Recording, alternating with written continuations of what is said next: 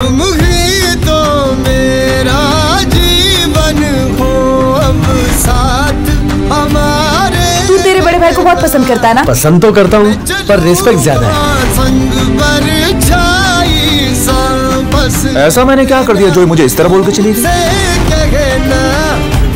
दुनिया जैसी दिखती है वैसी है नहीं, ये हमारी नजरों से छिपी एक अलग दुनिया है।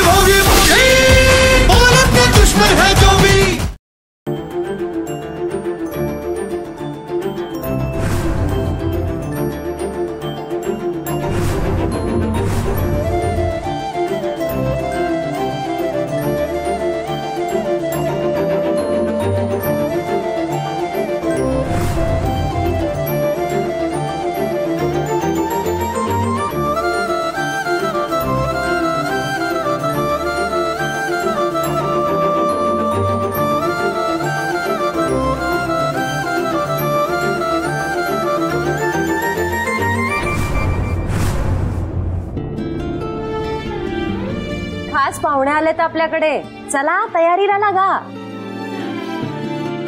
या। हो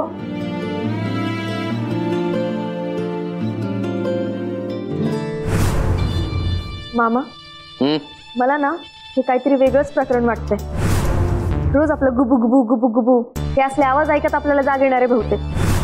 म्हणजे त्या शक्तीचे आई वडील आता इथेच राहणार आहेत कदाचित। हो ना, आले मैत्रीच्या मना, तिथं कोणाचे काही चाले ना। आता ते तात्पुरत्या रेशन कार्डवर आलेत की कायमस्वरूपीच्या आधार कार्डवर, ते आपल्याला लवकरच कळेल ना। पण डॉली, आता आपल्या हातात फक्त एकच गोष्ट आहे। कोणती? आता कोणती काय विचार राहिली तू? स्वतःची वाट लावून न घेता वाट बघणे।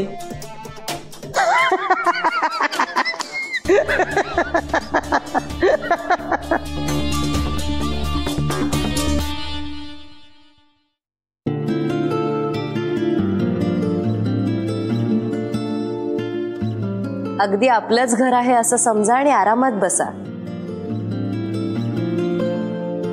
रूपा, बोला ना ताईसाहेब। आपले खास पाहुणे आहेत, त्यांना काय हवं नको ते बघ। हो,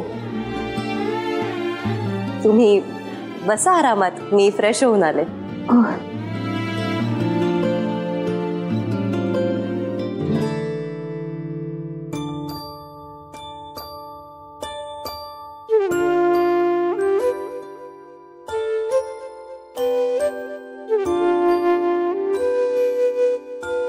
बसा ना। बसा। आई बाबा खाली नका बसू, वरती बसा।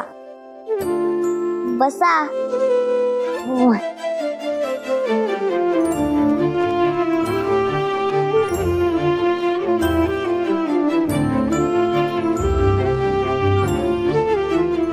शक्ती, तुझं हे घर किती मोठं आहे ग?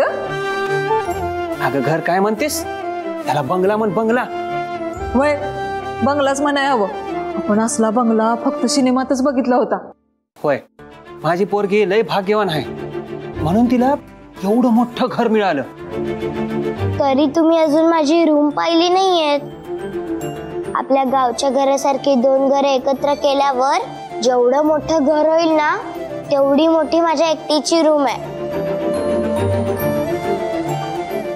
तू इथं खुश आहेस ना?